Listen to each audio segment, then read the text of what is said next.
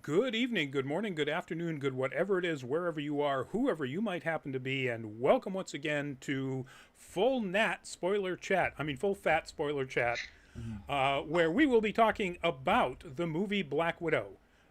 So if you have not seen Black Widow, or if you have seen it, no, if you haven't seen it, or if you don't mind spoilers, then I would suggest you go somewhere else. If you're okay with spoilers, or if you have seen it, hang around in the chat. Let us know what you think about it. Let us know what you think about our opinions on it, and or anything else that's going on out there. I am joined. I am Rodney Brown, by the way, the editor in chief of Nerd Hey, Caliber, first person shooter on Facebook as a cosplay photographer, Burley underscore adopter on Twitter and a couple other places, as a couple other things. Joining me tonight is, let's see, we'll start with our regular team member, Byron, if you would. Guys, Byron McNeil, aka Byron D0, on multiple facets of the internet. Glad to be here after a few weeks away. It is what it is.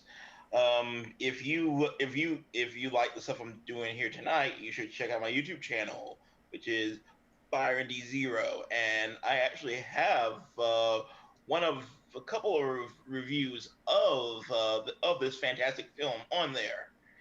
Um, Just to be clear, zero is spelled out zero. It's not yep, Byron D. Then Zero. cool, cool, there you go. awesome. And our guest tonight, welcome back to the Nerd Caliber shows, Eric Greenlee. Introduce yourself and tell us what you're all about. What up, though? It is I, handsome Bane, compelling protagonist of Isle of Power Claim, or Eric Greenlee is fine. I am fresh off of out of town trips, where I saw the movie in the movie theater. So excited about that. But you can catch me on anywhere in the internet at ILA underscore POW. That is on Instagram, Twitter, and I think it might work for Facebook as well if you put that in. If not, it's like a podcast or whatever in the hyphen podcast group. You can find me there. Still one of the best names ever. I'm still very jealous. It Yeah, was so just lying there. it was just laying there waiting for somebody to take You it. I just couldn't picked believe it that up. nobody had either first person shooter or Burley Adopter when I first Yeah, grabbed those are those. really good too. So, as we do with every one of these shows, we start out where did this come from? So, Black Widow is, of course, a Marvel Comics character. Otherwise, it wouldn't be in a Marvel movie. She first appeared in the early 1960s. I think it was 64, yes, as a Russian spy antagonist to Iron Man in way back in Tales of Suspense. She then That went on costume. to appear in the Avengers in '66. Was a Spider-Man a regular for a while. Did a stint for a number of years, for a good solid 4 years, as Daredevil's girlfriend. Mm. And that has not aged well. No, I liked it at the time because mainly because I really liked Black Widow, and I love Daredevil. He's one of my favorite characters. But yeah, that didn't work out terribly well. But she was eventually, of course, turned and came over to not the Russian or Soviet side, Soviet back then, and was a regular ally of the Avengers, appearing often in Avengers titles until the late '70s, where she became a regular member of the team. And that's pretty much her. If you want to get a real laugh, go back and look at her original costume and character Ugh. design. Oh Um, boy. yeah, it's a Yeah. it's a whole thing. Um, she didn't actually get the new design until Spider-Man, until she was in July 1970. That's when she Wow. got the red hair and the black spandex suit. So obviously in the MCU, if you've been a fan of the MCU, you know what her appearances have been and so on. This movie has been planned since 2004. Really? Yeah, Well, doesn't feel like it, but well, okay. planned. Got it. Yeah. According to official statements, it did wind up. It was originally supposed to be May 1st of 2020, Hmm. and then of course COVID hit, and they pretty early in April they postponed the date to indefinite. Then it was November. I'm just reminded of the line that I put in my video saying, like, just like your dad going out for smokes, it let you down. It let you down. Well, COVID helped it let us down, but yeah. Yes. And then it was rescheduled into March of 2021. And then finally, early July, which is when it came out just a couple of weeks ago. Or actually a little less than a week ago, I should say. Yeah. So that's basically where this came from. The next step in our full fat spoiler chat. Oh, by the way, anybody who is in the chat, feel free to jump in and say what you think about what's going on with Black Widow. Did you like it? Didn't you like it? Etc. So we're going to start, and this time we're going to go around the other way than our introductions. We're going to start with our guest, and the first thing we talk about is, did you like it, Eric? What worked for you? What did you think they tried and succeeded at? What'd you like about Black Widow? Okay, let's go with what we liked. I was entertained. I'm not exactly sure if I liked it just now. I'll probably have to watch it another time just to see. But as far as passing the baton, say to Florence Pugh, she crushed it. So Yes. if we're using Yep. this as a vehicle, I mean, which they are, obviously, Yelena is probably one of the best characters to come along in a very long time. And Florence Pugh, the job that she did as this character, she was doing so many things at the same time. Being a proficient spy, being somebody reacting to finding things out about her life. Like facial expressions. All of that kind of goes into it. And my favorite thing about her portrayal is was her ability to bring that little sister energy. She was Yes. grounded in like actual like you know it was all you felt like it was all real to her, or at least all real to Yelena. And the things that she was trying to hang on to as far as that family, where the whole thing is like it's fake, and she's just like, no, not to me. And we kind of get to see her wrestle with that and see the rest of the family kind of figure that out and think like, what, maybe not blood, but sometimes blood is thicker than water, but you still need Yes, water to found survive. family. Yeah, it's Yeah. Thanks, Dom. Thanks for throwing that in it's Fast 10, right? Like Fast there's a 10. lot going on, so it's Fast 10. But yeah, I would just throw my can at you right now, Rodney. yeah. Florence Pugh, man, she did a hell of a job. I think I'm looking forward to her being a better Black Widow than ScarJo, and that's not a diss, but I feel like she just had more to do. So yeah, stealing the show definitely. Cool. Anything else? Any other things that really stood out for you as things you want to call out that were good? I mean, just like I said, I'm kind of like split because I'm just gonna lean all the way into it. Like I said, it was Fast 10. It wasn't boring. It was maybe a little too much going on, but I'd rather it be too much than not enough. Um, Red Guardian, great. Loved him a lot. Uh, and I didn't know how much of that was me just loving him as from Stranger Things, but it was like it was completely different. Yep. So it was good to see that. All right. Cool. Byron, what did you like? What worked for you? Oh, there was a lot about this film that worked for me. First and foremost, the fight choreography. I'm gonna butcher his name. James. I can't remember. I wrote it in my review, but he the guy who did the choreography for Winter Soldier. He brought his A game to this. Like all the hand to hand, all the fancy flips and whatnot. Even the poses, which Yelena loves so much. They were It's all his work. disgusting. And as a martial arts enthusiast, I can't get enough of that kind of stuff. And I lo- I love the chemistry of the four main characters. they felt like they had known each other for ever. Mm-hmm. You know, David Arbor brought that dopey dad energy because you know that's where he shines the most. Like, Mm-hmm. you know, it was the dopey dad energy without minus the cringe from season 3 of Stranger Things. Right. Mm-hmm. He's Kami Hopper. Right. Yes. Yeah, 100%. which may or may not be brought over to season Foreshadowing. 4. Ooh. I mean, different universes, but ooh. You know, I mean, we're not we're that's just spitballing at this point. But of that, I love Rachel Weisz in just about anything she does. Mm-hmm. You know, if there's a chance for me to see her on screen, showing how phenomenal of an actor she is, I 9 times out of 10 won't pass it up.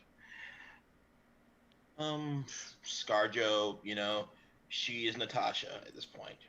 She made that role hers, and no one will ever replace her. And if anyone tries, I'll probably give them the backhand. And of course, Florence Pugh. I am simping so hard for this girl. I'm at a point now where I'll probably fight Zach Braff for her. Yeah, that's how much I loved her in this role. Yeah. Because, first of all, snarky girls are my jam. I'm just like, it's like, you know, Yeah. make fun of me some more. I'm just gonna sit here and let you berate me because it's so sexy. But I mean, in my reviews, I stated that there was a point where like it almost felt like Joss Whedon wrote her, which gross. Because like it was just like non-stop barrages of sarcasm. But yeah, okay, I get the snark. I get it. Yeah. But then the dinner scene happens and you're just like, oh, Yeah, so no. she's a real person. Yeah. She was definitely guarding herself, and it was like, Yes. like I said, You know, like the rest of us do in the real world. Right.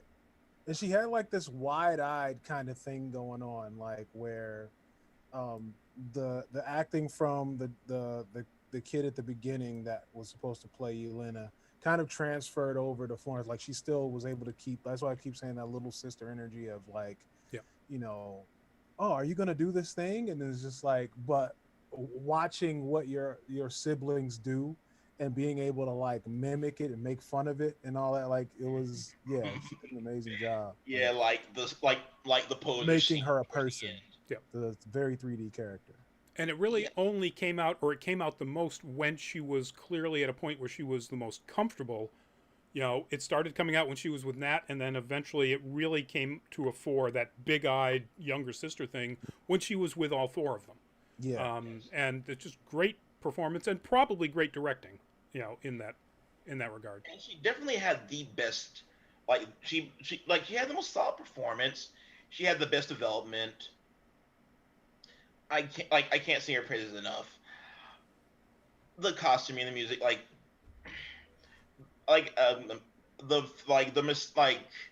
there were so many positives. I can't help but love this film. All right, so I probably fall somewhere in between the two of you. I like it. I'm not sure yet if I love it.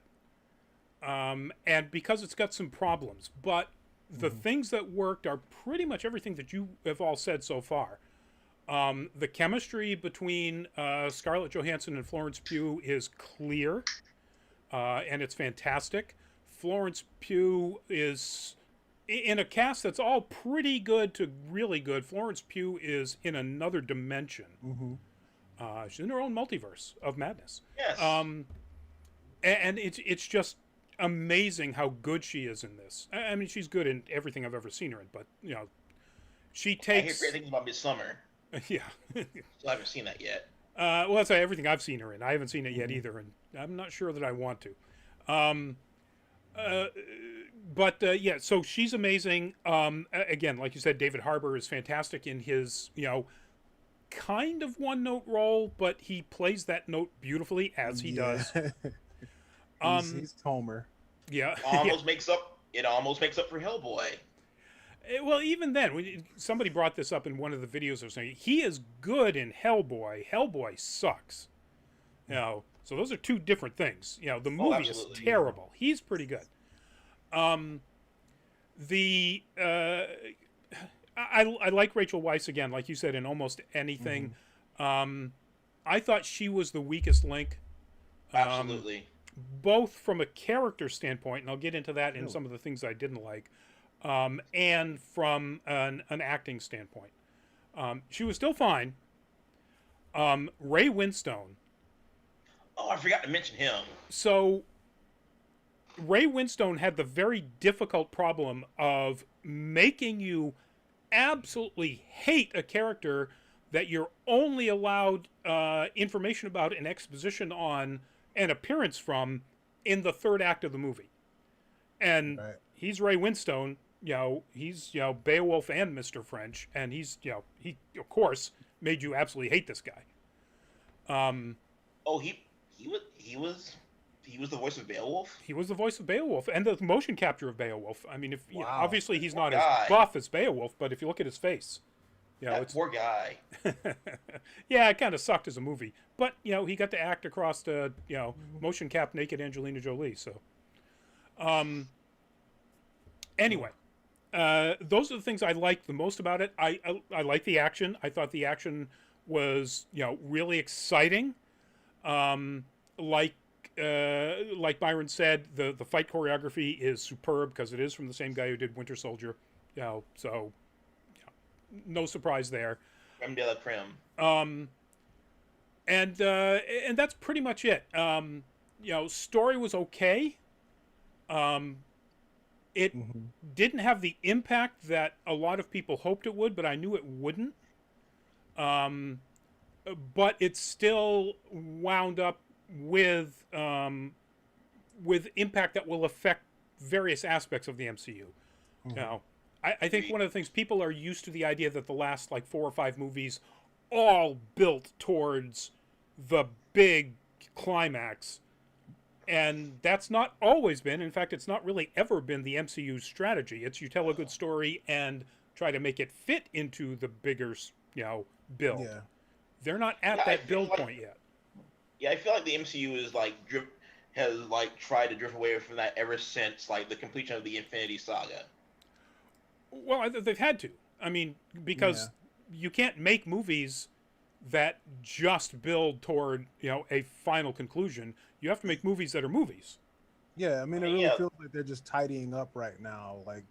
You would expect there to be fallout from all of the Infinity, everything with the Infinity War and Endgame. There still would be mass repercussions and things to deal with. And so as long as we, the fans, are willing to sit through and watch and see how these things unfold, why wouldn't you?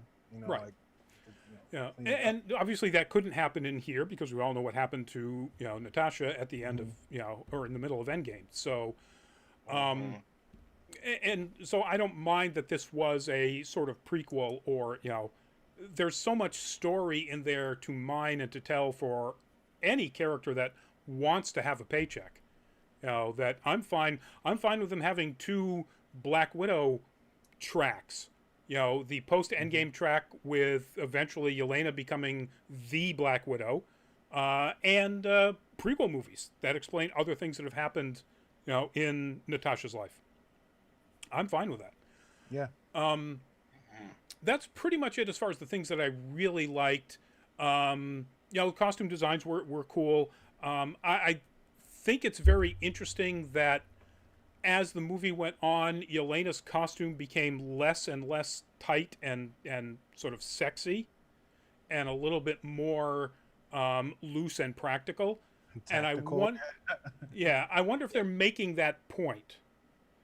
That's another thing that I really loved about this film, how feminist it was without being feminist. Yeah, you had plenty of as a cis white hetero male. There were plenty of moments in here when I went, no, that's America's ass, or Russia's, or whatever. Right.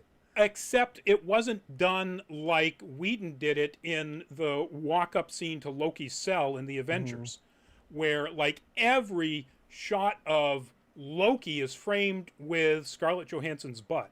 Hmm. You know, and it's like it's beautiful, it's art, but it's sexist as hell.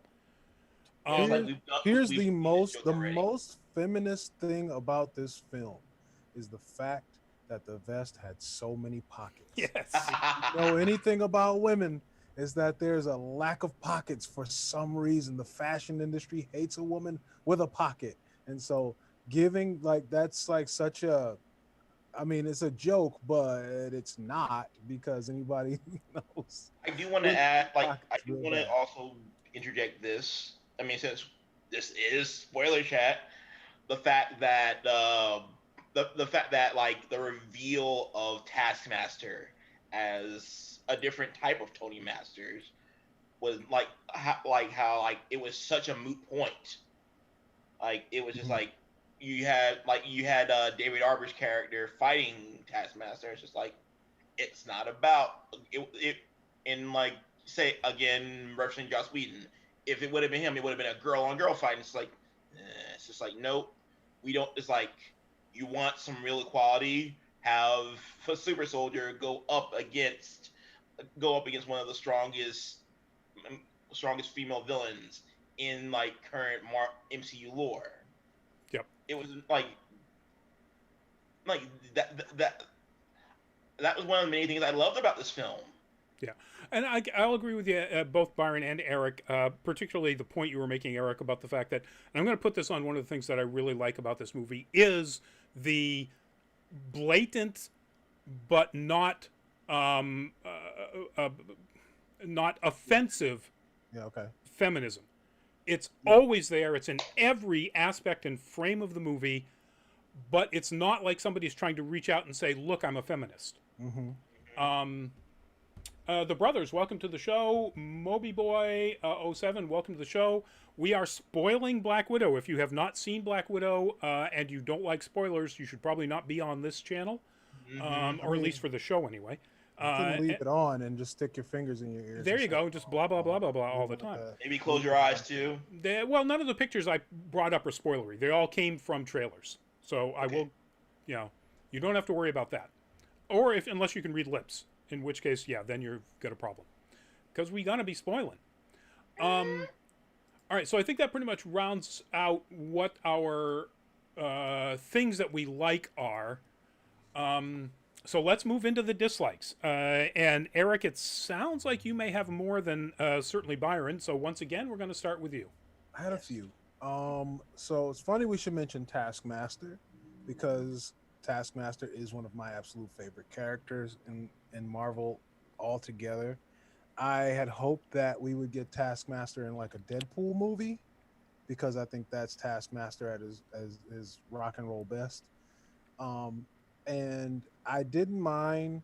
Like I'll never be upset that we do a gender swap on a character, but just the explanation of his ability, the way that it was That's fair. changed for the movie, I like.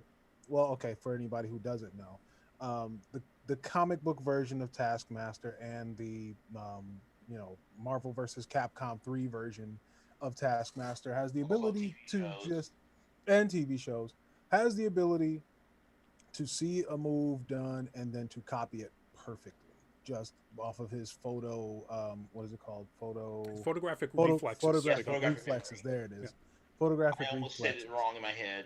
I know that this having a robot learn and copy and all that is kind of a little bit more I don't Rounded. know, grounded in a movie that everybody's fighting on a helicarrier, and I see for what the you did Marvel there. universe, you know what I mean. Yeah. It's yeah, right, exactly, you saw what I did there. But I mean, let's just go all the way in with it. Just have her be able to mimic moves, if we're doing that. And but to see that it's like a program, I don't know, it kind of like took the wind out of my sails on that. I'll add to that because I'll get into Taskmaster in my part too, but they set up that there was an awful lot of biological and neurological research done on all of these subjects, most of whom died during the training or experimentation. It would have been pretty easy for them to say, and this is the ultimate expression of our neurological research, Right. and have it something that was done Right. to It's just something that cheapens it when it's a, you know, we stuck a SD card in her head and now she can, right. you Yeah, Yeah. know, now she does all I agree. caps moves. I agree. Yeah. Yeah, like if you're gonna do it, do it. Also I like the banter from Taskmaster, and so that we didn't get any of that. You know, Yeah, like, this is a Taskmaster's guy, a very great character in the. he's and, like, hilarious too. Like this is a guy who's lived with Deadpool. Yeah. Like in an apartment and like been in business together. It's hilarious. And the fact that we like miss out on that, I feel like we could have definitely just gotten another character for that if you know, because it's kind of a waste of Taskmaster. And of course I do want to add something to that. sure. I've noticed like in certain incarnations, like Taskmaster is more of a moniker. Like, excuse me. It's like, yes, there is a Tony Masters, but it's a pseudonym. So Mhm. I feel like it might be possible to have someone else take up the moniker and like say Deadpool 3. I would You know, so- love that. Well, It should I've seen one speculation on that is because they made it mostly a helmet. I mean, you know, the character does have Antonia does have, you know, an actual brain implant that the helmet interfaces with, but it's mostly the helmet that does the analysis and so on. That it is something that could be picked up by another person, and they could, in theory, still have a Tony Masters as a Taskmaster if somebody else winds up with a helmet. yeah. But look at the bright side. At least it wasn't this idiotic theory that was going around that it was Hawkeye.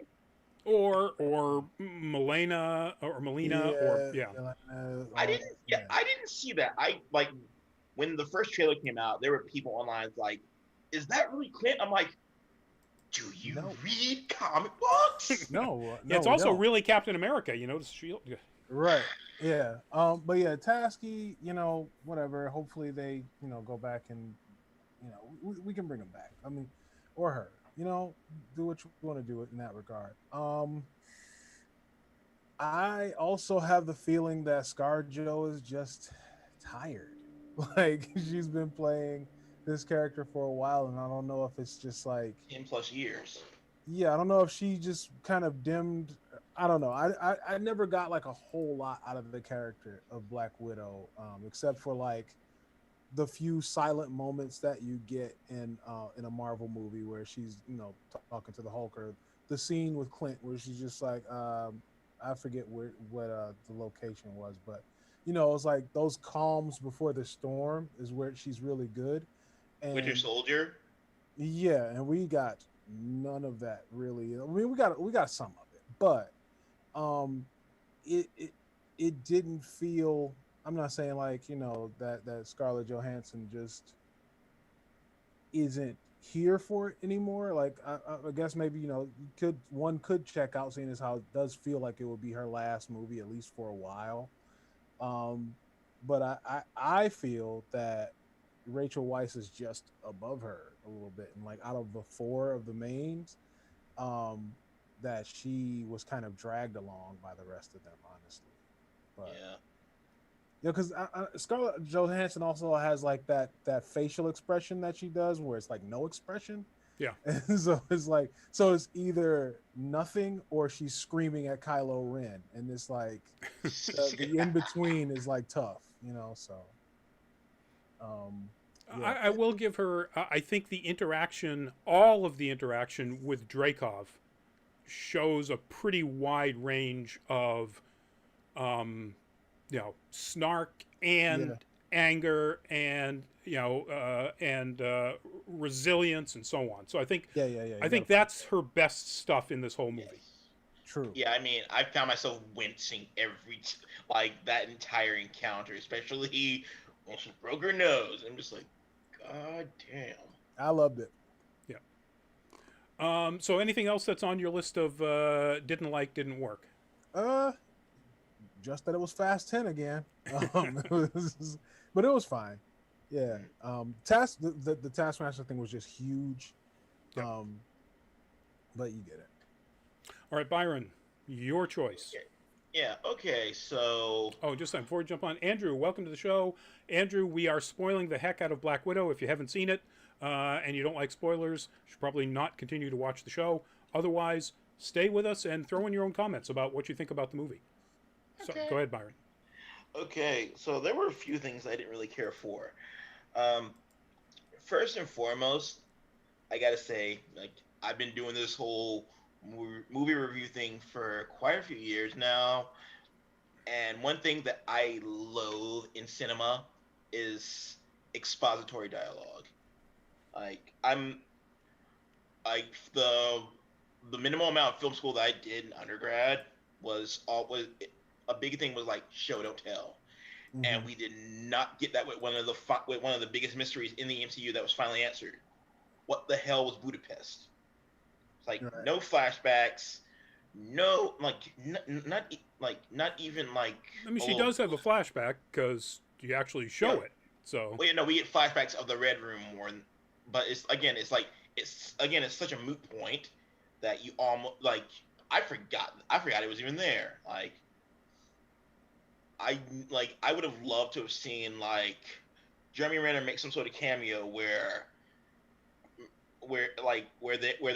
they talk about her jumping ship from the Red Room to Shield, because there's so much buildup in from Avengers 1 to Endgame, and it's just like that's it.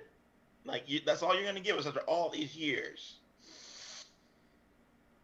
It was just such an annoying thing to me that I can't let it go. Like, why would you do that? I guess it was for time, maybe. Mm-hmm. yeah, story purposes would be my guess. I mean, Yeah, they have a story where what happened in Budapest is important to the story, but only that aspect of what happened in Budapest is important to the story. The rest of it isn't. yeah. So, if you put all of that in there, in my opinion, it would have just really bogged the story down. Yeah, I guess. Mm. It just seemed like a wasted opportunity, and again, exposition, no thank you. I didn't mind the exposition because I was there with my wife who has not seen each and every Marvel film.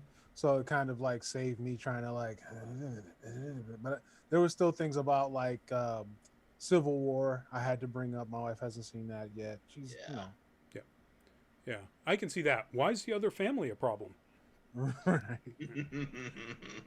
Sorry, so Byron, continue. Um,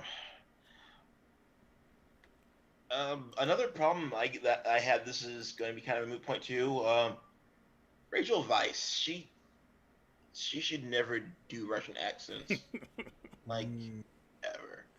Like Yeah. I remember, it was a passable accent for the most part. But then when we get to the helicarrier, and she's like, she's going under, like she's going underground to try to fix whatever's going wrong. I hear that British accent come out. I'm just like, God damn it. And just to make sure, we're joking about helicarrier. It's not actually a helicarrier for anybody who hasn't seen it and might be confused. Yeah, So- I don't know. The red room, but I might just for the sake of not confusing the concept of the red room with the actual location, I'm going to call it a helicarrier. Yeah, you That's the call same it the goddamn- floating tower or something. Just I don't want people to be confused to think that this takes place on Okay. a Shield helicarrier. Okay, yeah, the red room floating palace, I guess. But yeah, like that slip was just like it convinced me that we can't have her doing Russian accents again anytime soon. Is that Maybe why they're a bit of Scarlett coach. Johansson flat out doesn't do it? Like, I mean, it's explained. I get it, but Right. is Yeah, like she's that indoctrinated at this the point. Yeah. No, I think that's probably true. I doubt that Scarlett Johansson has the vocal chops to do it. I mean, kudos to her for actually speaking Russian, but Right. it's the most American accented Russian, you can That's what imagine. I'm saying. I would argue that she has the chops only because of her performance in Don John, where she does the Brooklyn accent. So she's got, like, she has the vocal faculties to pull something like that off. It's just going to take like a really capable vocal coach to get All right. that out of her. She's a big enough star, and maybe she said, yeah, no, I don't want to go Yeah, through all no, that. yeah. I mean, there are a lot of bad accents in the MCU. Olsen. So keep going. Other things? Yeah. Uh, other than that, anything else would just be like a nitpick. Like I said before, I I had issues with it. Like the exposition, there were other expository scenes, but they were just like they didn't kill my enjoyment because I felt like I left the theater feeling like this is a great direction for like female-led films in the future, where you allow them, like, you give them agency, you allow them to be people instead of sidekicks or concepts for like the boys club of Marvel. Yeah. All right. So I'm going to start with something that is an it's 50-50. I liked it, and I might not once I get more of this, see it more times and so on. Mm-hmm. On one hand, I like the fact that this pays homage to / rips off some incredibly successful movies and franchises. Um, the chase scenes are right out of the Bourne movies. Mm-hmm. Agreed. The there is so much Bond in here. It's just shocking, Yeah. including the fact that at one point Nat is watching Moonraker, Yeah. and the Moonraker villain has a bunch of sleeper agents around. He has an air base. He has a moon base too, hence Moonraker. But he has an air base, and there's a giant fight not quite at the end, with people in parachutes. Like, Right. okay, it it rips off the knife drop from Game of Thrones, Mm-hmm. as well as it's the same. It's the same fight choreographer, so you can't say it rips off the knife work of. I will say this though about like I like that was another positive that I actually kind of liked about it, is like it was what made it less of a superhero movie. Right. No, Was if you're having gonna steal or be inspired by, do it from the best. That's why I say I'm a 50-50 on this one. I kind of really like that they chose these things to emulate, but maybe I'm not quite so fond of the fact that they emulated some of them so very closely. Mm-hmm. So that's kind of a 50-50 for me.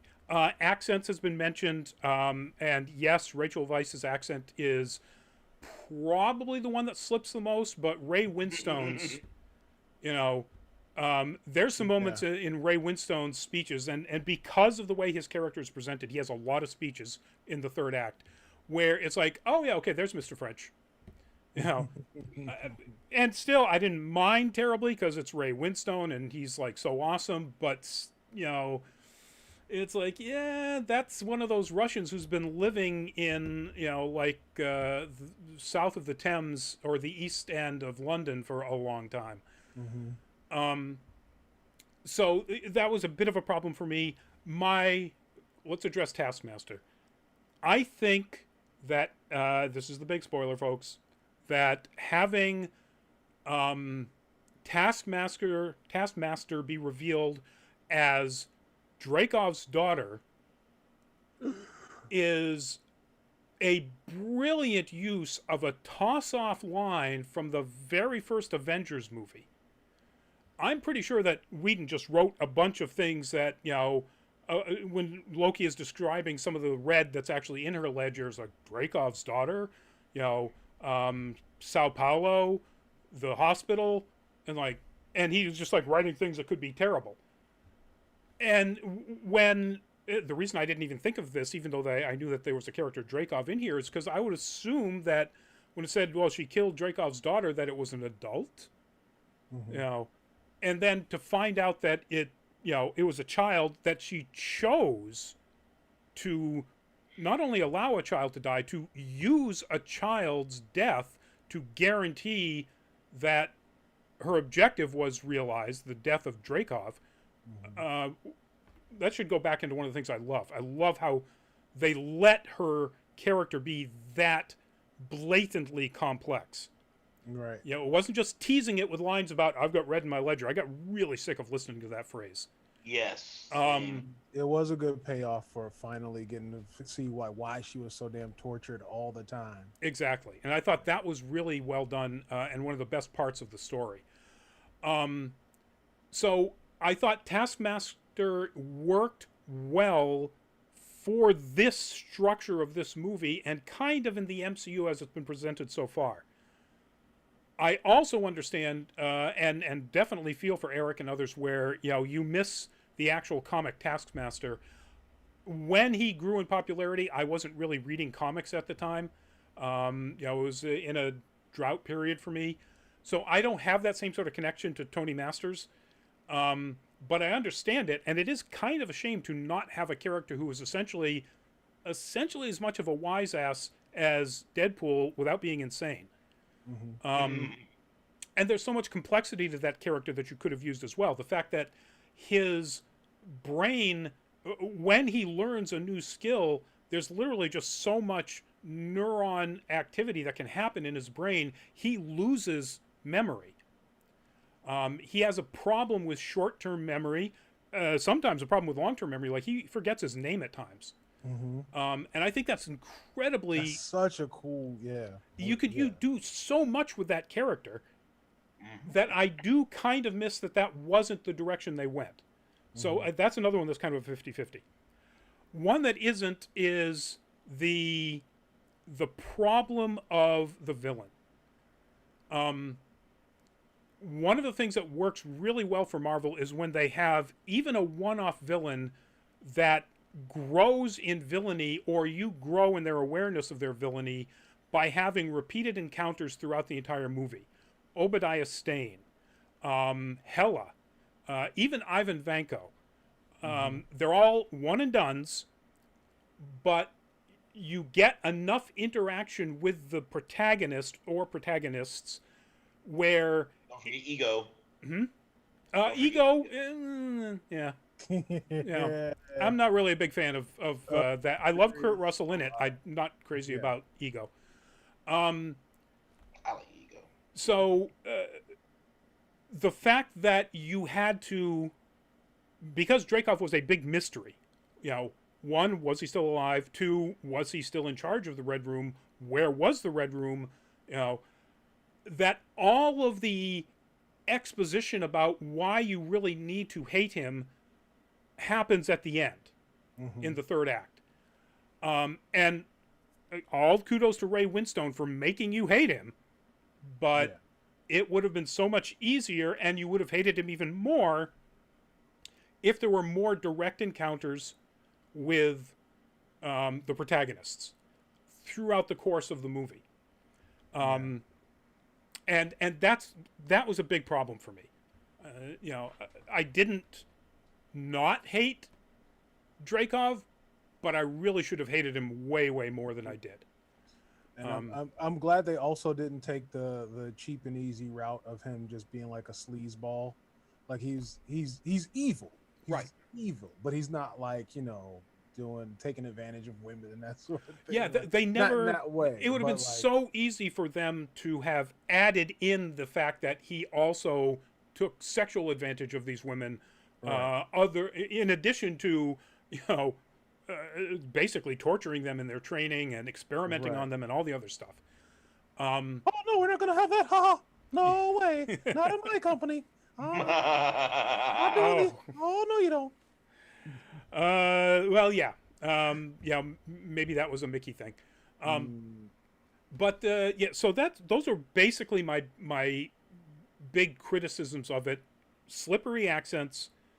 The fact that while I really appreciate how they use Taskmaster and use story elements from way, way back in the MCU to make that character happen, I also think they did waste the potential of a character. Mhm. And then just the villain. You know, the way the villain was structured and the villain's exposure to the protagonists meant a ton of exposition at the end. Oh, More than fair. great comparison with a very similar villain, Valentine in The Kingsman. Samuel L. Jackson's Valentine interacts with the protagonists repeatedly throughout the course of the movie, and does some really horrible things. We're not spoiling that, but who cares? It's been out for long enough. You know, and it turns out it didn't really happen anyway. But you know, when he kills Colin Firth's character, you're just like, and that's not the end of the movie. He's, you know, we get to see even more about how horrible he is, and that gives us even more of a desire to see him taken down by Eggsy. If that kind of portrayal of Dreykov happened throughout the course of this movie, I mean, the movie is 2 hours and 15 minutes long. Right. They could have taken There was time. 2.5, 3 minutes off of each one of the two pretty much way too long action set pieces. The prison break, The prison break was way too long. way Yes. too long, and the big sky fight at the end. If they just shaved 3 minutes off of that, that would have given them 6 minutes to put other Dreykov stuff in the movie. And I think it would have worked a lot better if that was the case. And that's pretty much it as far as things that I don't like. I'm not down on Scarlett Johansson's portrayal of Natasha in this. I think that it was... I think she portrayed where the character was supposed to be mentally and emotionally right after the end of Civil War, Yeah. and learning that what she thought she had accomplished, killing Dreykov at the expense of essentially her soul by killing a child, Mhm. didn't really happen. She was not successful despite what she thought. I think that she did a good job of portraying how much that affected her. And then when you get to the end where she starts really paying it off with the encounter with Dreykov, I think that was her best work. So that's pretty much it as far as things that I didn't particularly like about this. Messages, themes, tones. Is there a consistent message throughout this? And if so, what is it? Or are there multiple? Are there attempts at messages that didn't work? Eric, what do you think they were trying to tell us? I mean, just the same thing that they've been telling us the whole time with Black Widow is that, you know, people have checkered pasts. That, you know, you've done some things wrong, and you don't necessarily try to work those things off, but it's like you don't have to be one way. And especially, I don't know, I'm probably digging way too much into this, but the way it is now, you know, with social media, everything else, you're in one camp or the other. There's no room for nuance. There's no room for gray. Gray area. You know what I mean? There's no gray area when most of life is actually gray area. Like when you were growing up in school, if all your teachers were one way or the other, we'd all fail, right? Because, you know, there'd be no such thing as like grace periods that we all want. There'd be no such thing as forgiveness that we all want. There'd be no such thing as redemption that we all want when we all messed up. So there's nothing. There will be no room. And so nowadays, now when, you know, we have these very unrealistic expectations for everyone else, and of course, grant me the grace. Now, I think this film did a really good job of like setting up those characters, having those. You know, there are only a couple of irredeemable characters, right? And right. I mean, we're looking at, you know, Red Guardian had his whole thing that he was dealing with, looking for his glory days and all that, and wanting to be like legitimized. Elaine, everybody had something that they were trying to work past, and it's all about like redemption, rehabilitation with all the other uh widows and that sort of thing, where it's just like, dude, like we've all done something. So like that is like the one cool thing. And the one person who, can't get over that or doesn't feel the desire to get over that with Dracoff is like, he's gone. Yep. He dies terribly. So Yes. so yeah, I think so. Byron, what did you take away from it? Well, I definitely took a lot of the redemption things that Eric brought up. Um, and before I say what my point is, if you bring up that meme one more time, don't you fucking dare bring up that meme. But yeah, uh, it's a like there were 2 points I got from it. One was the importance of family because by the end of the film, she's like, "I have two families," which is where Natasha like finally accepts these people that she's been running most of her adult life away from as her family because they were there when she needed her most, like when she needed them most, and they stuck by her all the way to the end of this conflict, and she managed to keep them alive. So they clearly mean something to her. So, and then her friend who was the provider of all the goods Hmm. and whatnot that she needed throughout the film. She was like she accepted him as family as well to an extent. And Oh, I should call out to Oti Fangbele. yeah, Amazing. So funny. Did a really Wonderful good job. character. Yeah. Oh, sorry. Good. yeah, he was yeah, like he was accepted as family. Like he was kind of just throwing it out there the entire film. It's just like, I'm not just like I'm not just your connection. It's like I'm doing this because I want to help you. And in the end, she finally accepts that, which goes back to the whole redemption thing because David Arbor, who throughout the film, he's like trying, like again, like Eric said, trying to relive his glory days. Basically, an Al Bundy prototype archetype. I almost wore a Polk High shirt today. Just saying. I almost wore it. Yeah, you really could have just given him a Polk High shirt in that movie, and it would have stuck the landing. Um, and yeah, redemption and the whole idea that there's a saying that you can never go home again, and to an extent that might be true, but there are those instances in life where if you hold on to the thing that you love about your past without being toxic about it, you'll find you'll find a way to reconnect with that part of yourself. And I felt a lot of that in this film. Yep. Yeah, with the whole thing with family, like Natasha thinking that she was done with it, that this was like never going to come back around, and then lo and behold, she found her love for these people again. Yep. With Yelena, who, while she was married to her job, she never let go of that, and her persistence paid off. With David Arbor, who didn't entirely hate being a dad, but in the end, he kind of realized that like sometimes being a dad is not trying to play a role. Sometimes it's just being the emotional support, Hmm. which again, going back to my love of the feminism of this film, that's a role usually reserved for the female of the group who is just like, oh, she's the heart of the team, she's the emotional support. Alexi ends up becoming the heart of this family, Yeah. Mm. and Rachel Weisz, who was completely underutilized, her just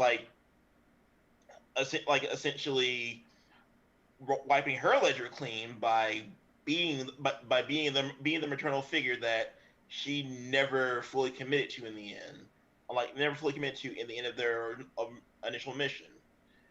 It was like, yeah, it was like everything coming full circle because sometimes in life, it's not while it's not always the case, you can get that second chance. Yeah. I'll just throw this out there about Rachel Weisz's character Melina. That redemption turn was way, way too easy. If this character Fair. is going to be in the MCU going forward, expect bad things because she was the scientist who worked right with Dreykov in doing all of these terrible experiments on these young girls. We see her willing to essentially asphyxiate her pet pig just to show a point.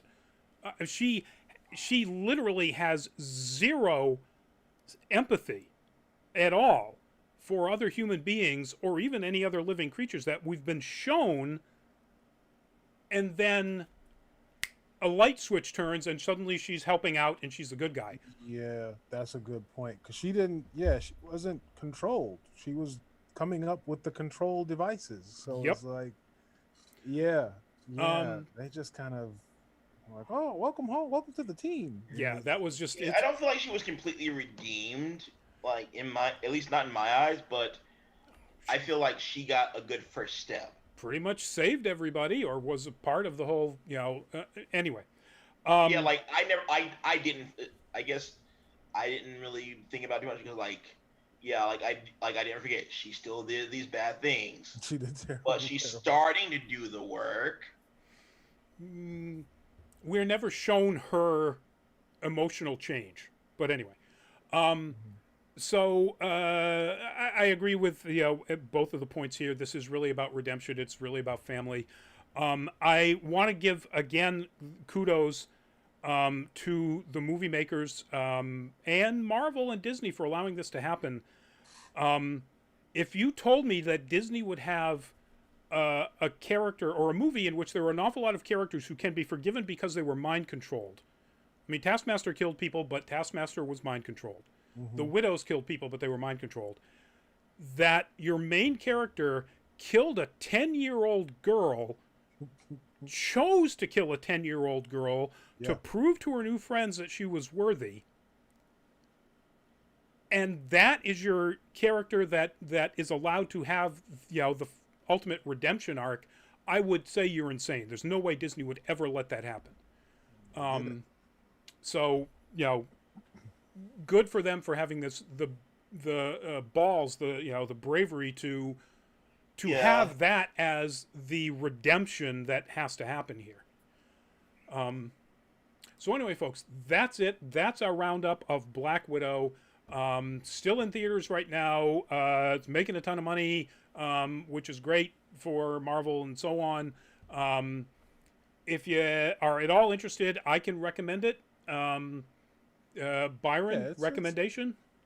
Absolutely. Eric?